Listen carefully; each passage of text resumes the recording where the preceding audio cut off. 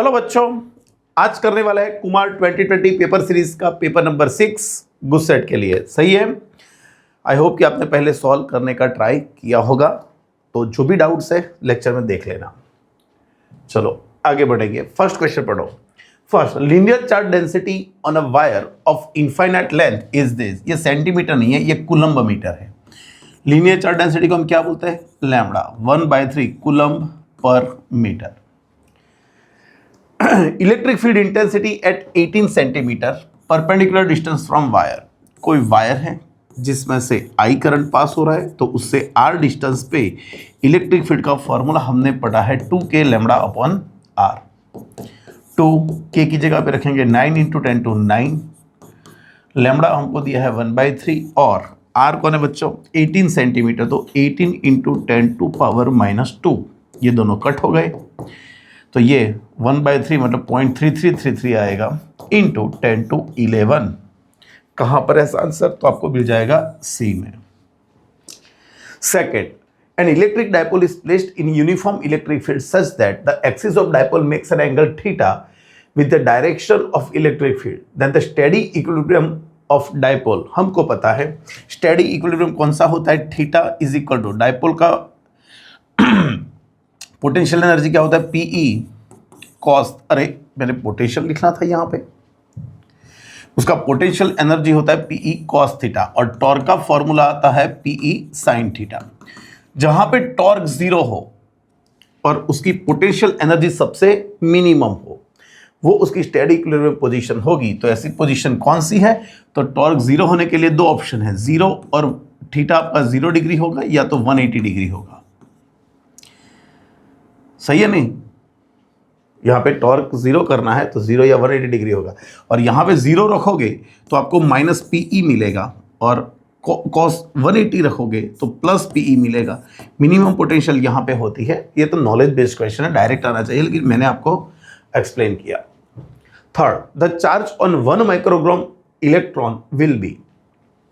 एक माइक्रो, यहाँ पे माइक्रोग्राम है, माइक्रो का -6 और केजी में कन्वर्ट करना है ग्राम को, तो और -6, तो ये हो गया 10⁻⁹ केजी। इतने इलेक्ट्रॉन, बहुत सारे इलेक्ट्रॉन मिलके इतना मास बना रहे हैं, तो उसका चार्ज कितना? भाई इतने मास का कितना चार्ज वो पता नहीं है, लेकिन हमको एक इलेक्ट्रॉन का मास दिया हुआ है, तो हम यहाँ पे लिख सकते हैं कि भाई 9.11 × 10⁻31 केजी, ये एक इलेक्ट्रॉन है, तो इसका चार्ज होगा 1.6 × 10⁻19 कूलम। तो इसका कितना होगा केजी का? तो वो हमको यहाँ पे फाइंड करना है। तो charge Q is equal to 1.6 × 10⁻19 × 10⁻9, यहाँ पे 9.11 × 10⁻31। चलो यहाँ पे करें 1.6 / 9.11, क्या आया? 0.176 इंटू, ये ऊपर चला जाएगा तो 12 और ये 3, तो यहाँ पे कवर कर लोगे तो आपको आंसर क्या मिलेगा? बी। सही सही। Two capacitors of capacitance C1 and C2 are connected in parallel. If a charge Q is given to the combination of charge gets shared. The ratio of charge on capacitor C1 to C2. Simple, दोनों को parallel में connect करोगे तो दोनों का potential same रहेगा। Potential क्या होगा? सेम। पैरेलल कनेक्शन में पोटेंशियल सेम होता है, तो हम यहाँ पे लिख सकते हैं कि भाई Q is equal to CV। V same है तो Q प्रोपोर्शनल टू C हो जाएगा, तो Q1 अपॉन Q2 क्या हो जाएगा बच्चों? C1 upon C2। सिंपल चीज है। Next, calculate the potential at P due to charge of 4 × 10⁻7 located 9 centimetre away. आपको चार्ज दिया है, डिस्टेंस दिया है, और पोटेंशियल फाइंड करना है। So V is equal to KQ/R। K की वैल्यू क्या है? 9 × 10⁻9। चार्ज कितना है? 4 × 10⁻7, और आपको डिस्टेंस दिया है 9 सेंटीमीटर, 9 × 10⁻²। 9 9 कट हो गए, तो यहाँ पे 4 × ये 11 - 7, तो यहाँ पे 4 वोल्ट आ जाएगा। कहाँ पर है ऐसा answer? C. A hollow metal sphere of radius 10 centimeter is charged such that the potential on its surface is 80 watt. The potential at the centre of the sphere. हमने पढ़ा है होलो शेल जिसकी सरफेस पे पोटेंशियल है 80 volt, तो अंदर कोई भी पॉइंट लेंगे, कोई भी पॉइंट रैंडम, वहाँ पे पोटेंशियल सरफेस जितना ही होता है और वो भी होगा कितना, 80 वोल्ट। सही है, याद रखना। Specific resistance of material of one wire is rho, मतलब ये उसकी रेजिस्टिविटी हो गई। ये कौन होगी, रेजिस्टिविटी। उसका वॉल्यूम आपको दिया है 3 मीटर क्यूब, उसका रेजिस्टेंस आपको दिया है 3 ओम, तो उसकी लेंथ फाइंड करनी है। चलो हम तो सिर्फ रेजिस्टेंस का एक ही फॉर्मूला जानते हैं, rho L upon A. L is a length and A is a cross sectional area. लेकिन आपको यहाँ पे वॉल्यूम को एंटर करवाना है, वॉल्यूम नहीं है हमारे पास। हाँ, लेंथ फाइंड करनी है लेकिन वॉल्यूम वॉल्यूम हमको दिया है, एरिया कहीं पर है नहीं, तो हमको एरिया को वॉल्यूम के फॉर्म में हमको ट्रांसफर करना है। तो हम क्या करेंगे, ऊपर एल से मल्टीप्लाई करूँ, नीचे एल से मल्टीप्लाई करूँ, तो ये कौन बन गया, वॉल्यूम। तो R is equal to rho L square और वॉल्यूम। तो एल स्क्वायर को सब्जेक्ट बना दो, फिर तो आंसर आ ही गया, R V upon rho. Resistance है 3, वॉल्यूम है 3 और ये है रो। इसका स्क्वायर रूट ले लोगे तो ऊपर तो 3 निकल जाएगा, नीचे रहेगा रूट रो। कहाँ पर है, 3/√रो। 8 ohmic resistance of conductor. Resistance का फॉर्मूला हम जनरली ये जानते हैं, V अपॉन I, लेकिन याद रहे ओहमिक बोला है मतलब जो ओम्स लॉ को फॉलो करेगा। ओम्स लॉ क्या बोलता है कि भाई जब कोई वायर है उसको आप VPD अप्लाई करोगे तो उसमें से जो करंट पास होगा उसका रेशियो कांस्टेंट होता है। R क्या होता है, कांस्टेंट। तो फिर वो I पे भी डिपेंड नहीं करता, V पे भी नहीं करेगा। जो V इंक्रीज करोगे तो I भी इंक्रीज होगा, लेकिन रेशियो क्या रहेगा, कांस्टेंट, मतलब does not depend on V and I। कोई बोलेगा सर लेकिन फॉर्मूले में तो है, फॉर्मूले में है लेकिन प्रोपोर्शन में है।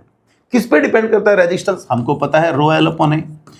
जो आपका कंडक्टर है उसकी साइज पे, उसके डायमेंशंस पे, उसका जो मटेरियल है उस पर डिपेंड करेगा, टेम्परेचर पे डिपेंड करेगा, एटसेट्रा। सही है। 9 the resistance of platinum wire of a platinum resistance thermometer at ice point. Ice point मतलब हमको टेम्परेचर कौन सा दिया है, रेफरेंस टेम्परेचर 0 डिग्री, और उस वक्त आपका रेजिस्टेंस था 5 ohm. And at a steam point it is 5.83। Steam point मतलब कौन, 100 डिग्री सेल्सियस, वहां पे आपको रेजिस्टेंस दिया है 5.23 ओम। When the thermometer is inserted in a hot bath, the resistance of platinum wire is 5.795 ohm. Calculate the temperature of bath. Text book का ही है। अभी इस थर्मोमीटर है उसको हमने कहाँ पे डाल दिया, एक हॉट बाथ में डाल दिया, तो उसका टेम्परेचर कितना है वो पता नहीं है, लेकिन उसका रेजिस्टेंस हमको दिया है 5.795 ओम। तो सिंपल चीज हम यहाँ पे जानते हैं कि T टेम्परेचर पे resistance is equal to R0 1 plus alpha into T minus T0। Direct एक वैल्यू रख दोगे तो भी चलेगा, नहीं तो एक काम करते हैं, यहाँ पे अंदर मल्टीप्लाई करके मैं इसको यहाँ पे लाऊंगा। एक स्टेप आपके लिए लिखता हूँ, R0 alpha R0 T minus T0। इसको ऑपोजिट ले आएंगे तो RT minus R0 alpha R0 T minus T0। तो हम एक काम करेंगे यहाँ पे, चलो मैं यहाँ पे रेशियो लेता हूँ RT2 माइनस R0, तो मैं कर देता हूँ RT1 माइनस R0। जब मैंने T2 टेम्परेचर यहाँ पे कंसिडर किया तो यहाँ पे T2 टेम्परेचर पे रेजिस्टेंस है, तो टेम्परेचर T2 होगा यहाँ पे, और यहाँ पे मुझको T1 लेना पड़ेगा। ये दोनों कट हो जाएंगे। तो चलो ये टेम्परेचर रेजिस्टेंस कितना है वो हमारे पास है 5.795 माइनस 5 अपॉन RT1 कौन था 5.23 माइनस 5। ये दोनों तो कट हो गए, तो T2 जो हमको फाइंड करना है -0, और यहाँ पे T2 माइनस कितना 100। ओके, तो यहाँ पे 0.795 upon 0.23 is equal to T2 upon मैंने क्या किया, मैंने कुछ गलती की, यहाँ पे गलती की ना वैल्यू रखने में। यहाँ पे 100 माइनस 0 आएगा, 100 माइनस 0, तो यहाँ पे 100 हो गया। मैं यहाँ पे कर लूँगा तो 79.5 upon 0.23 is equal to T2। इसको सिंप्लीफाई करोगे तो 345.65 डिग्री सेल्सियस आ रहा है। सही है बच्चों। 10 a long straight wire in a horizontal plane carries a current of 50 ampere north to south direction. Give the magnitude and the direction of B at point 2.5 metre east to wire. अभी समझना, देखो magnitude तो वैसे find करने की जरूरत है नहीं क्योंकि सभी ऑप्शन सेम ही हैं, लेकिन हम कर लेते हैं. तो mu 0 I upon 2 pi R. Mu 0 कितना है बच्चों? 4 pi into 10 to power -7. Current आपको क्या दिया है? 50 एम्पियर. 2 पाई आपके पास 2 पाई है और डिस्टेंस आपके पास 2.5 है, तो यहाँ से कट होके 2 हो जाएगा. सही है बच्चों. ये 100, ये 40, तो 4 into 10 to power -6 tesla answer आ जाएगा. लेकिन मेन चीज़ है डायरेक्शन यहाँ पे. तो देखो हम बायो-सावर्ट्स लॉ क्या जानते हैं कि भाई बी की डायरेक्शन क्या होती है? आइडियल क्रॉस आर की डायरेक्शन. ये सब यूनिट वेक्टर रख देता हूँ मैं. सही है. As per Biot Savart's law direction of magnetic field is given by in the direction of ideal cross R. तो आपका करंट कौन सी डायरेक्शन में फ्लो हो रहा है? करंट नॉर्थ टू साउथ जा रहा है. मतलब समझो ये नॉर्थ, ये south, east, west, upward, downward. 6 direction है हमारे पास. North, south, east, west, upward, downward. Ideal cross R करना है तो जो पहला फैक्टर है उसकी डायरेक्शन में आप राइट हैंड की फिंगर्स रखोगे. तो करंट जा रहा है 50 ampere in north to south. तो करंट जा रहा है आपका टुवर्ड साउथ. मतलब आपको आपकी राइट हैंड की फिंगर साउथ की तरफ रखनी है. और फिर बैंड, हाँ, साउथ की तरफ ऐसे भी रख सकते हैं, ऐसे ऐसे ऐसे ऐसे कैसे भी रख सकते हैं. लेकिन कंडीशन है जो डायरेक्शन में पॉइंट है वो डायरेक्शन में आपकी फिंगर बैंड होनी चाहिए, बैंड होनी चाहिए. तो आपने करंट कौन सी डायरेक्शन में देखा? 50 एम्पियर नॉर्थ टू साउथ. तो ये डायरेक्शन में मेरी राइट हैंड की फिंगर्स. लेकिन पॉइंट कहां पर है? 2.5 मीटर ईस्ट. ईस्ट कहां पर है? ये डायरेक्शन में. तो साउथ, तो मैं फिंगर ऐसे रखूंगा तो ऐसे बेंट होगी. आइडियल क्रॉस आर, तो थम्स कहां पर रहेगा? ऊपर. तो आपको यहां पे वर्टिकली अपवर्ड डायरेक्शन में मैग्नेटिक फील्ड मिलेगा. सही है. सही है. 11. A charge particle is moving in a uniform magnetic field. Then uniform magnetic field में मूव करेगा तो उसका एक्सेलरेशन वेलोसिटी को परपेंडिकुलर होगा. मतलब वेलोसिटी वेक्टर चेंज होगा, वेलोसिटी वेक्टर चेंज होगा, लेकिन उसका मैग्नीट्यूड क्या रहेगा? कांस्टेंट. मतलब वेलोसिटी के रिलेटेड जो वेक्टर क्वांटिटी है वो चेंज होगी लेकिन स्केलर क्वांटिटीज चेंज नहीं होगी. तो हम यहां पे बोलेंगे momentum. Momentum is a vector quantity, तो मोमेंटम चेंज होगा लेकिन काइनेटिक एनर्जी जो होती है 1/2 mv², यहाँ पे स्पीड का स्क्वायर, तो यहाँ पे वो चेंज नहीं होगी. तो momentum changes but kinetic energy does not. 12. Who had observe magnetic effect of electric current first? भाई महान साइंटिस्ट थे. कौन? ऑस्ट्रेट. स्कूल फिजिक्स टीचर्स थे, उन्होंने देखा था ये. 13. When magnetic needle having dipole moment m is placed at angle 30 degree with uniform magnetic field torque acting, ये तो फॉर्मूला अप्लाई करना है. Torque is equal to M B sine, कितने एंगल पे रखा? 30 डिग्री पे. एम मैग्नेटिक फील्ड कुछ बोला नहीं है तो हम एच लेके रख देते हैं यहाँ पे, और sine 31/2. Force acting on a magnetic pole of 7 into 10 to power -2 ampere metre is this much. Magnetic field intensity हमने पढ़ा है. मैग्नेटिक पोल जिसकी पोल स्ट्रेंथ क्या, तो मैग्नेटिक चार्ज QM है, उसको बी मैग्नेटिक फील्ड में रखोगे तो उस पर इतना फोर्स लगता है. तो फोर्स कितना है बच्चों? 13/1.5. मैग्नेटिक चार्ज आपको फाइंड नहीं करना है, वो तो दिया है पोल स्ट्रेंथ. पोल स्ट्रेंथ आपको दिया, आपको मैग्नेटिक फील्ड इंटेंसिटी फाइंड करनी है, और ये आपको दिया 7 into 10 to power -2. तो बी आप यहाँ पे करोगे तो 31.5/7 into 10 to power -2, ये 4 पॉइंट समथिंग आएगा.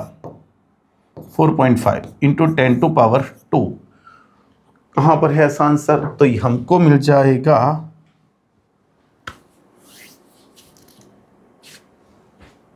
कुछ जल्दी आ रही है आंसर में. देखो तो फिर से एक बार ये हो जाएगा 7 4 28, उसके ऊपर मतलब 4.5, और ये -2 हमको दिया है. पावर ऊपर जाएगा तो +2 आएगा ना भाई बच्चों. यहाँ पे गलती है थोड़ी, इसको करेक्शन कर लेना. यहाँ पे +2 आएगा. सही है. फिर से एक बार देख ले. सही है. 15. Current in a circuit falls from 5 ampere to 0 ampere in 0.1 second. An average EMF of 200 watt induced. Give an estimate of self inductance. हमने पढ़ा है E is equal to minus L into delta I upon delta T. जो आप direct change ले रहे हो तो negative sign को निग्लेक्ट कर दो। ईएमएफ कितना जनरेट हुआ 200 what minus L. Current 5 ampere था और 0 हो गया, मतलब 5 में से 0 हो गया तो चेंज कितना हुआ 0 माइनस 5 और टाइम आपको दिया है 0.1। तो यहाँ पे करेंगे इसको तो माइनस माइनस चले जाएंगे तो L यहाँ पे 50, तो L आपको क्या मिलने वाला है 4 हेनरी। सही है। 16 two circular loops are arranged such that their axes are in same plane. In both loop equal current flows in the same direction.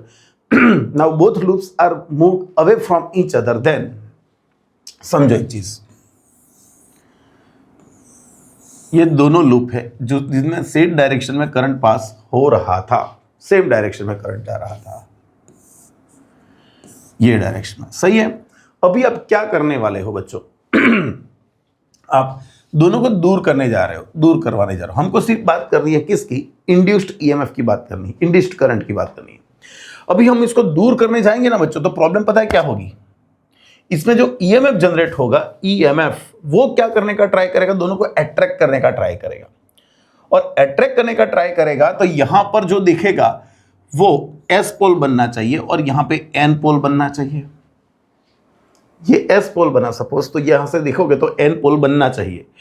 ये एन बनेगा तो ये एस बनना चाहिए। सही है कि नहीं? क्यों सही है? क्योंकि बच्चों दोनों एक दूसरे को अट्रैक्ट करेंगे। क्यों? दोनों को आप दूर ले जा रहे हो, तो ऑब्वियसली कोई बीच में खड़ा होकर देखेगा तो दोनों में करंट ऑपोजिट डायरेक्शन में होगा। लेकिन सपोज मैं यहां से देख रहा हूं तो दोनों में क्या होगा, दूर ले जा रहे हो, दूर ले जा रहे हो तो फ्लक्स डिक्रीज होगा, तो उसको इंक्रीज करने के लिए दोनों में करंट इंक्रीज होगा, increase in both loops. Clear? चलो 17 to produce a magnetic field of pi Tesla at the center of circular loop of diameter 1 meter, the current flowing through the loop is।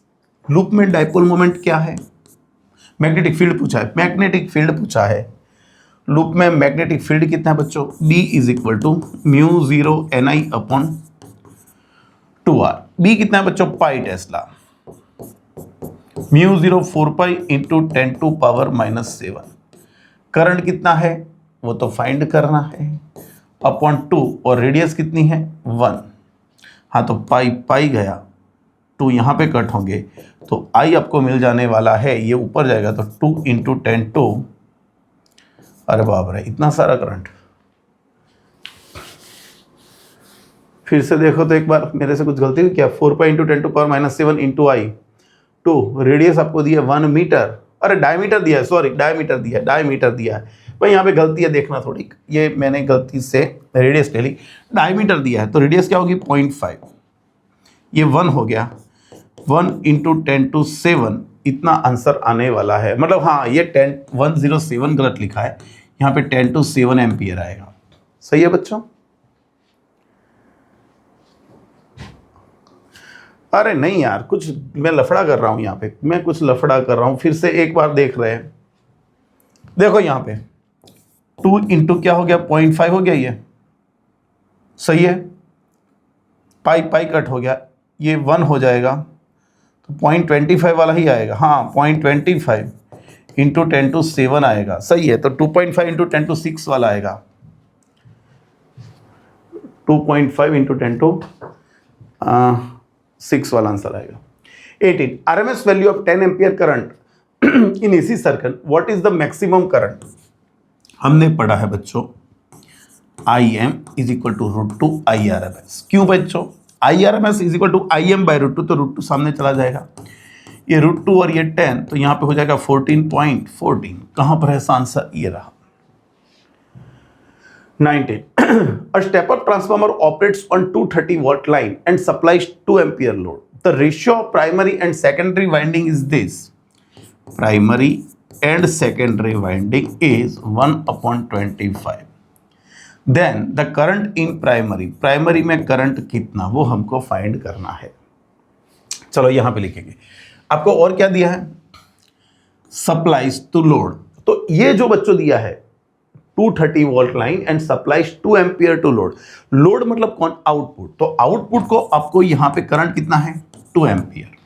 हाँ तो फिर तो simple हो गया, अभी I P upon I S, यहाँ पे उल्टा होता है I N S upon N P. I P आपको फाइंड करना है, ये 2 है और ये रेशियो आपको दिया है N P upon N S तो ना 0.25 है, तो ये हो जाएगा 25 अपॉन 1। आई पी आपको मिल जाने वाला है 50 एम्पियर। कहाँ पर है ऐसा आंसर, ये रहा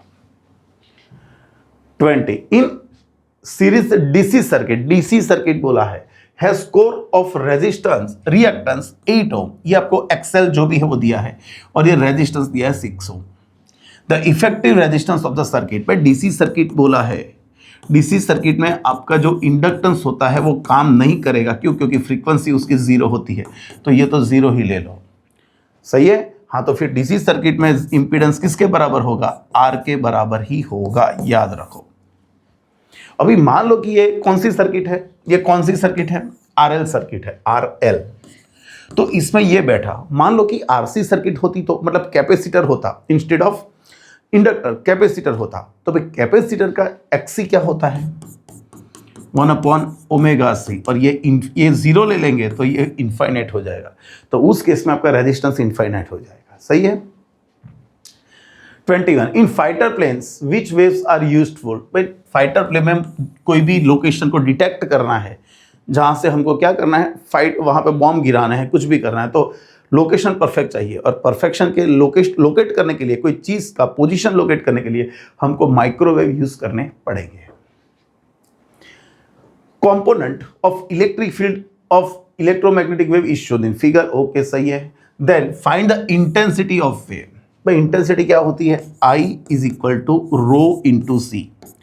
रो होता है एप्सिलॉन 0 ERMS का square into c, epsilon naught, ये तो RMS वैल्यू है, तो यहाँ पे हम लिख सकते हैं मैक्सिमम वैल्यू अपॉन √2 का स्क्वायर इंटू सी, तो epsilon 0 E0 square by 2 into c. चलो यहाँ पे I एप्सिलॉन नॉट कौन बच्चों?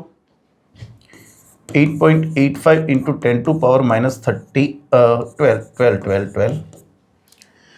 ई square E0 square, maximum value क्या है? ये रही 100, 10 स्क्वायर का स्क्वायर, सही है। और ये लिखेंगे 3 इंटू 10 टू 8 डिवाइडेड बाई 2, 24। कौन सा आंसर आएगा ये? 8.85 मल्टीप्लाई बाई 3। अरे क्यों आंसर नहीं आया? इलेक्ट्रिक फील्ड दिया है आपको, स्पीड बीट देख ले, 3 इंटू 10 टू 8 सही है। कॉम्पोनेंट ऑफ इलेक्ट्रिक फील्ड यहाँ पे दिया है 100, आपको दिया है कौन? E0।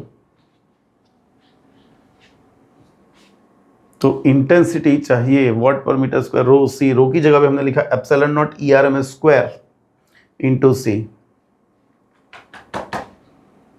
तो यहां पर हो जाएगा epsilon not E0 square upon 2 का स्क्वायर 2 हो जाएगा, √2 का स्क्वायर सी, सही है। 8.85 इंटू 10 टू पावर माइनस 12 आ जाएगा, सही है। एप्सिलॉन 0 ये तो आपको 10⁻² दिया है, तो 10⁻² का स्क्वायर होगा, 3 इंटू 10 टू 8 डिवाइडेड बाई 2।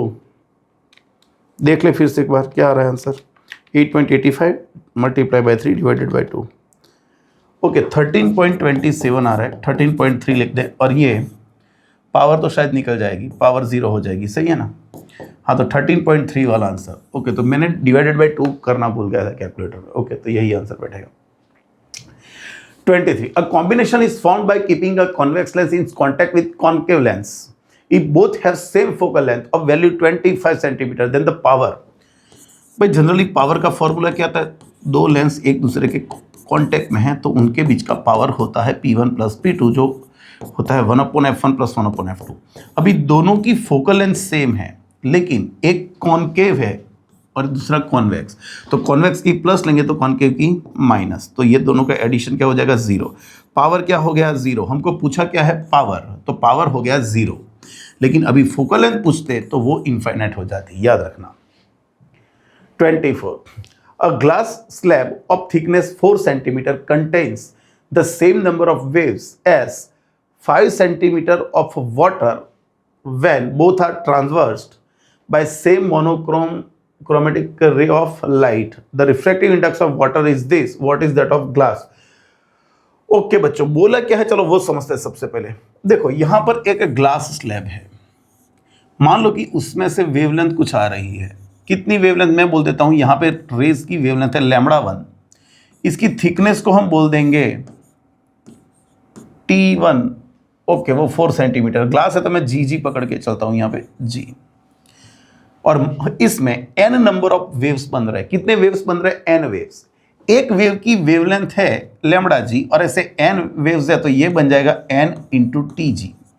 अरे λg, समझा? उसने बोला क्या है क्वेश्चन में, वो देख लो पहले कि ग्लास में जब रे जाता है तो यहाँ पे n वेव्स बन रहे हैं, तो मैंने एज्यूम कर लिया कि ग्लास में वेवलेंथ है λg, एक वेव की लेंथ λg, ऐसे n वेव्स बनेंगे तो यहाँ पे टोटल थिकनेस होनी चाहिए Tg is equal to n λg। अभी जब यही रेज आगे आगे कहाँ पे अंदर जा रहा है? वाटर में जा रहा है अभी। हाँ, तो ये वाटर में जब जा रहा है तो वाटर में उसकी थिकनेस क्या होगी? चलो फिर से सोचे, तो सेम नंबर ऑफ वेव्स बन रहे हैं, मतलब वेव्स यहाँ पर भी n थे, यहाँ पर भी n थे, लेकिन बच्चों यहाँ पे वाटर की वेवलेंथ λw बोल दो तो हो जाएगी n λw। सही है, सही है। तो हम यहाँ पे दोनों का रेशियो ले लेंगे तो ऐसा हो जाएगा Tg upon Tw is equal to Ng, अरे λg अपॉन λw,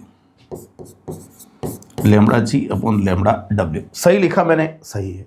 चलो अभी मुझको रिफ्रैक्टिव इंडेक्स ग्लास का चाहिए, तो ग्लास अपॉन वाटर, ये फॉर्मूला कैसे है याद रखना, lambda proportional to 1 upon n। सही है। तो refractive index of glass upon refractive index of water is equal to, तो यहां पे क्या लिख सकते हैं? Lambda of water, lambda of glass. सही लिखा बच्चों मैंने, इनवर्स प्रोपोर्शन में देख लो। तो Ng अपॉन Nw, तो वहां पे हो जाएगा n lambda w upon lambda g. तो यहां पे इसका उल्टा लिखना पड़ेगा, तो यहां पे Tw अपॉन Tg हो जाएगा, Tw अपॉन Tg। तो ये बच्चों कितना है? 5 थिकनेस, वाटर में 5 और ग्लास में कितनी है? 4। तो Ng क्या होगा? 5/4 इंटू Nw। Nw आपके पास कौन है बच्चों? 4/3। तो ये कट हो गया तो आपको मिला 5/3। अच्छा क्वेश्चन था, अच्छा क्वेश्चन था। सही है।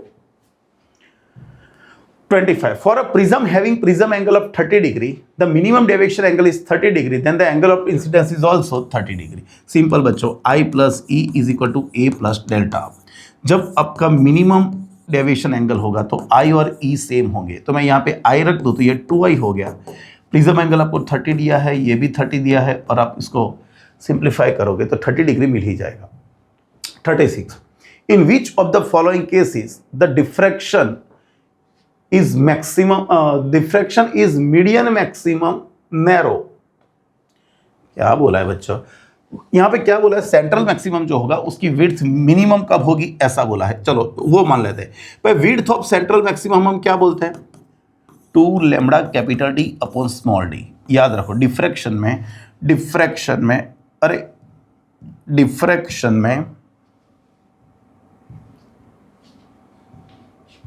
हाँ, डिफ्रैक्शन में सेंट्रल मैक्सिमम की विड्थ होती है 2 lambda capital D upon small d। तो हमको इस पे डिपेंड होना पड़ेगा, B is proportional to lambda by D की जगह पे यहाँ पे A रखा है तो मैं A रख देता हूँ।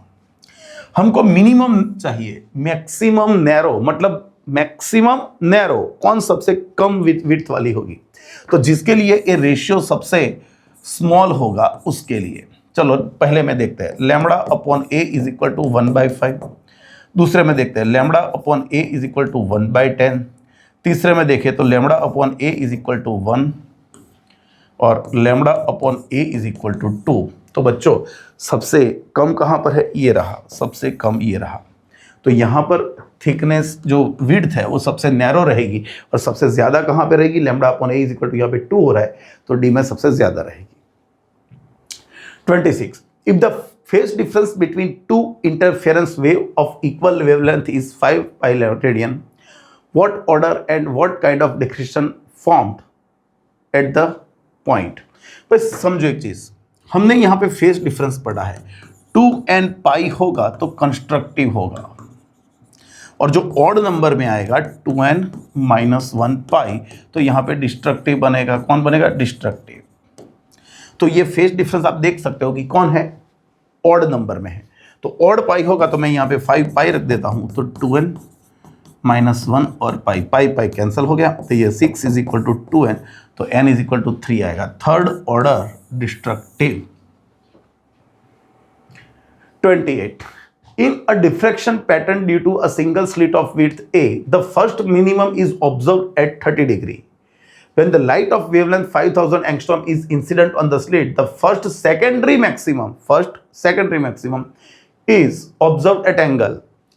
देखो एक सिंपल चीज, मिनिमा के लिए हम कौन सी कंडीशन जानते हैं? मिनिमा के लिए d sin theta is equal to m lambda. आप m इज इक्वल टू 1 लोगे कब? जब आपका एंगल होगा 30 डिग्री। हमको यहाँ पे बोला है कि फर्स्ट मिनिमम 30 डिग्री पे बन रहा है। ओके, तो यहाँ पे वैल्यू रखे d sin 30, डायरेक्ट लिख देना बच्चों, ये चलेगा। ये 1/2 हो गया, तो d ये क्या होना गया? 1/2 इज इक्वल टू लैम्बडा, तो d हमको मिलने वाला है 2 लैम्बडा। सही है। अभी आपको चाहिए एंगल किसका? मैक्सिमा का। मैक्सिमा, वही मैक्सिमा का फॉर्मूला क्या है? d sin theta is equal to क्या लिखेंगे? 2m plus 1 लैम्बडा/2। चलो d की जगह पे हम लिख सकते हैं 2 लैम्बडा। एंगल हमको चाहिए फर्स्ट मैक्सिमम, m कितना ले लेंगे? 1, तो यहाँ पे मैं 1 ले लूंगा तो 3 लैम्बडा/2 हो जाएगा। लैम्बडा लैम्बडा कैंसिल हो गए, तो साइन थीटा क्या हो गया? 3/4। तो इनवर्स में करना है तो साइन इनवर्स 3/4 कर सकते हैं। 29. Energy of one photon of gamma rays having wavelength this much will be how many times the energy of radiation of a wavelength 5000 angstrom? यहां पे क्या बोला है कि बच्चों गैमा रेडिएशन की एनर्जी, सिंपल रेडिएशन जो है 5000 एंगस्ट्रॉम वाला, उसको मैं क्या बोल दूं? कैपिटल R बोल देता हूं। तो इससे कितने टाइम्स होगी? गैमा रेड जो है यहाँ पे माइनस होना चाहिए, -13 होना चाहिए, -13, क्योंकि गैमा रेस की जो रेंज है वेवलेंथ में वो -12 टू -15 होती है। याद रखना बच्चों, गलती ना हो जाए। ओके, तो यहाँ पे मैं लिखूंगा तो HC upon lambda gamma n, यहाँ पे HC अपॉन लैम्बडा जो इंसिडेंट रेडिएशन है 5000 का, उसकी बात करेंगे। तो यहाँ पे HC तो गया, तो एन क्या हो जाएगी? Lambda upon lambda. अरे एच कहाँ से आ गया?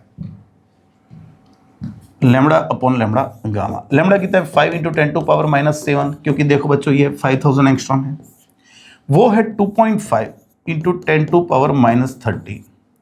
ये कट हो जाएगा तो 2 × 10⁶, ऐसा कुछ आंसर आने वाला है।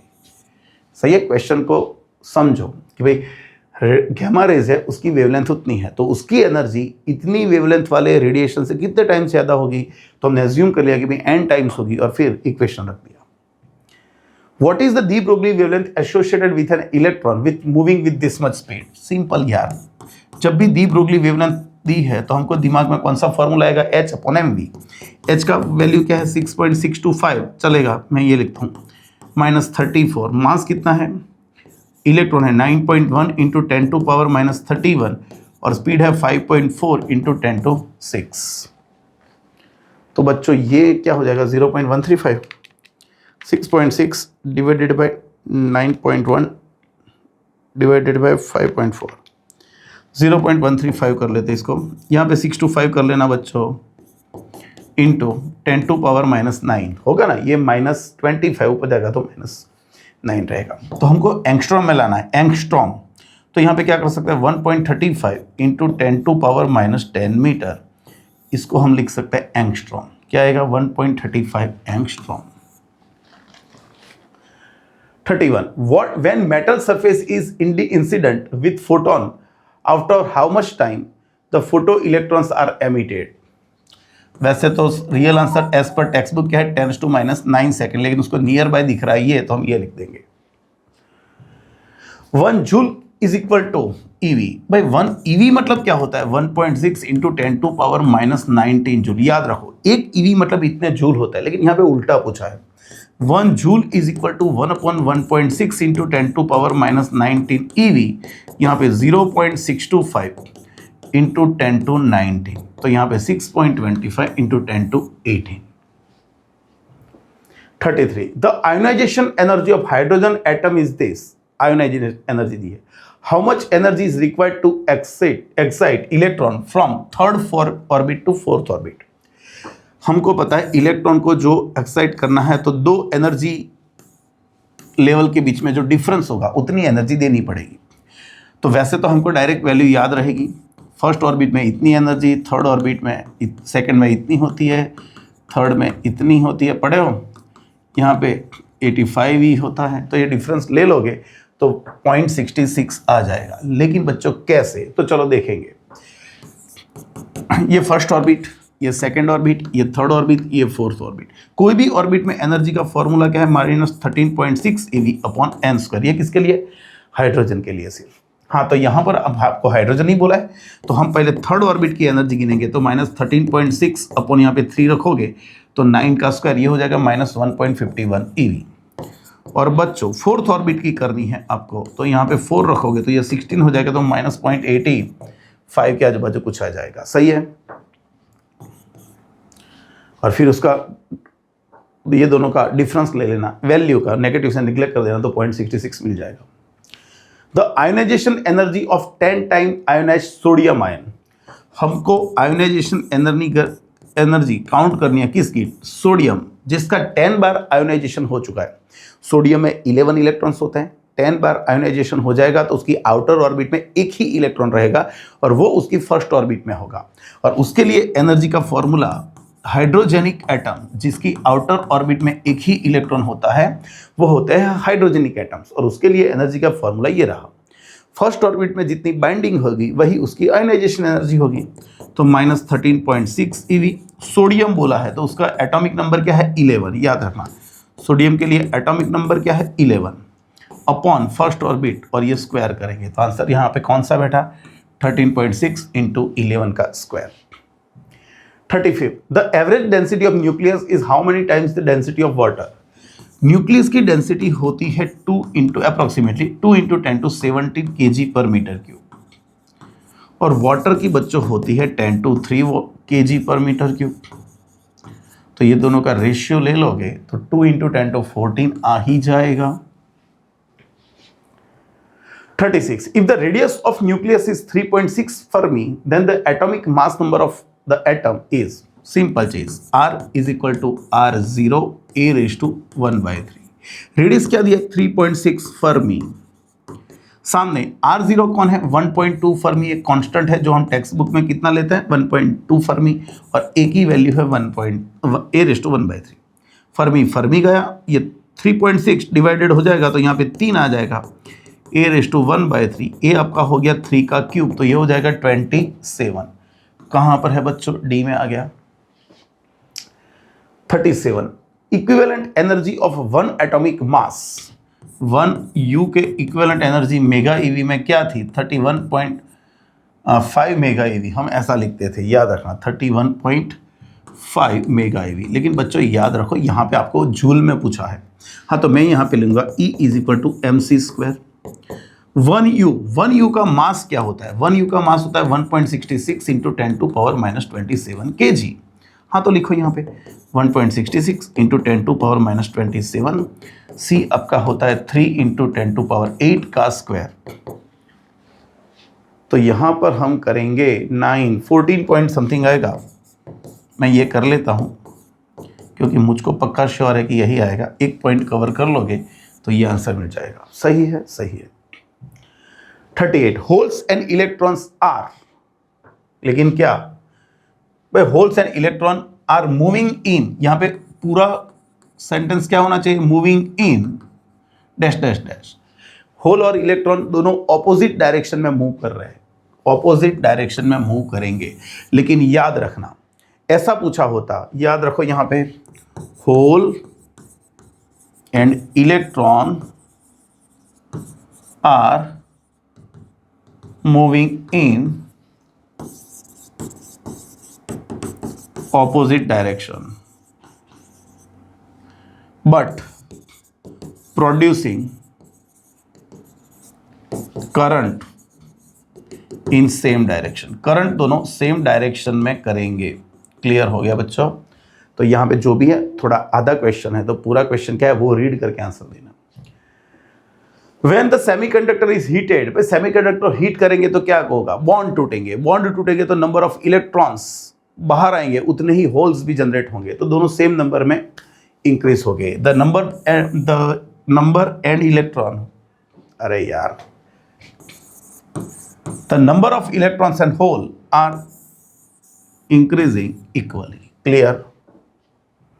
40 to prepare N type semiconductor from tetravalent silicon germanium, the impurity atom कौन सा बनाना है, एन टाइप, तो आपको उससे एक ज्यादा इलेक्ट्रॉन होना चाहिए। सिलिकॉन जर्मेनियम टेट्रावेलेंट है तो वो पेंटावेलेंट होना चाहिए, जिसमें बराबर है वैलेंसी 5 होनी चाहिए। नेक्स्ट, ओके 40 खत्म हो गए। तो चलो बच्चों, हमने 6 पेपर कंप्लीट किया। नेक्स्ट 7 पेपर आएगा, लेकिन तब तक पढ़ते रहना, मेहनत करते रहना।